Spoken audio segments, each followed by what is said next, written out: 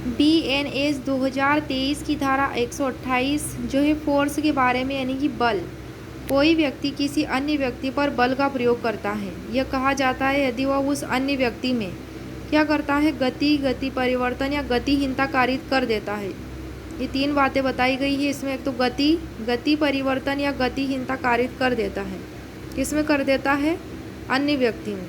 या फिर यदि वह किसी पदार्थ में ऐसी गति परिवर्तन या गतिहीनता कारित कर देता है, या तो अन्य व्यक्ति में या वह किसी पदार्थ में कर देता है ऐसा जिससे उस पदार्थ का स्पर्श उस अन्य व्यक्ति के शरीर के किसी भाग से या किसी ऐसी चीज़ से जिसे वह अन्य व्यक्ति पहने हुए है या ले जा रहा है, या किसी ऐसी चीज़ से जो इस प्रकार स्थित है कि ऐसे संस्पर्श से उस अन्य व्यक्ति की संवेदन शक्ति पर प्रभाव पड़ता है।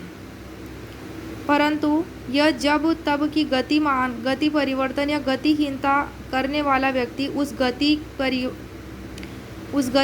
परिवर्तन या गतिहीनता को एतस्मिन् पश्चात वर्णित 3 तरीकों में से किसी एक द्वारा कारित करता है। कितने तरीकों में से, 3 तरीकों में से, जो यहाँ बताए गए हैं क, ख और ग के रूप में।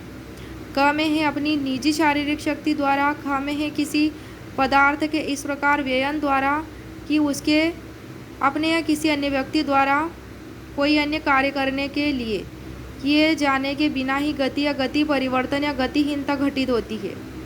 ग में है किसी जीव जंतु को गतिमान होने, गति परिवर्तन करने या गतिहीन होने के लिए उत्प्रेरण द्वारा, जैसे किसी घोड़ा गाड़ी को कर दिया, और ऐसे किसी भी जानवर को जिसमें कोई व्यक्ति बैठा हो या फिर नहीं भी बैठा हो तब भी उस जीव जंतु को गतिमान करने के लिए, ताकि किसी व्यक्ति को क्षति कारित हो। तो ये 3 तरीके इसमें आएंगे। धारा 128 जो है बल के बारे में, यह आती है BNS के चैप्टर 6 में आती है। चैप्टर 6 का जो शीर्षक है वो मानव शरीर में प्रभाव डालने वाले अपराधों के विषय में है।